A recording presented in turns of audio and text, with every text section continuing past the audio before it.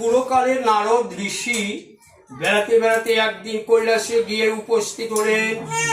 সেখানে শিব ও দুর্গা প্রণাম করে ঋষি জিজ্ঞাসা করলেন, প্রভু আপনি তো মঙ্গলময় আর সব রকম মঙ্গলের কারণ, এখন বলুন তো কি ব্রত করলে মানুষ সব রকম বিপদ থেকে মুক্তি পেতে পারে?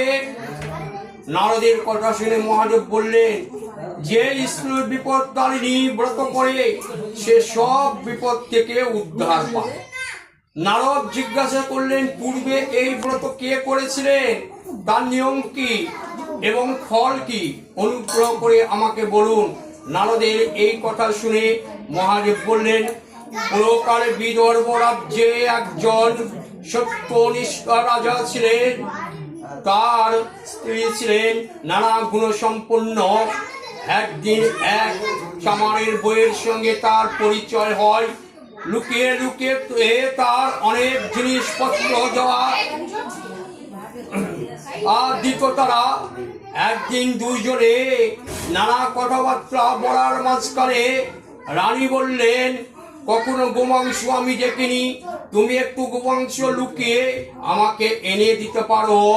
এরপর রানী কথা মতো চামারের বউ একদিন একটু গোমাংস বেশ ঢাকাঢাকি দিয়ে এনে রানীকে দিয়ে গেল, আর রানী সেটা নিজের ঘরে লুকিয়ে রাখলেন।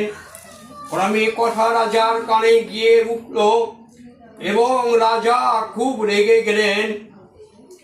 তিনি অন্তঃপুরে এসে রানীকে বললেন, তোমার ঘরে তুমি কি লুকিয়ে রেখেছো, আমাকে তাড়াতাড়ি দেখাও, তাছাড়া তোমার গর্দান যাবে।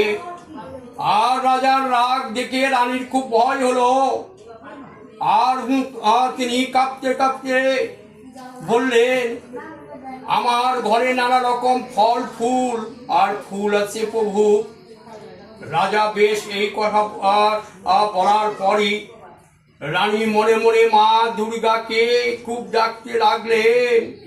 রানী মনে মনে বললেন, মা বিপত্তারিণী, আমি আজ খুব বিপদে পড়েছি, আমায় আশ্রয় দাও, মা বিপদ থেকে উদ্ধার করো, আমি সারা জীবন তোমার ব্রত পালন করব।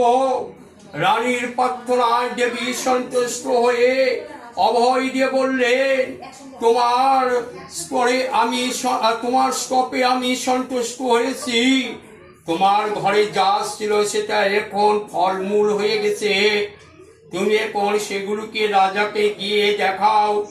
রাজা খুব সন্তুষ্ট হলেন। মা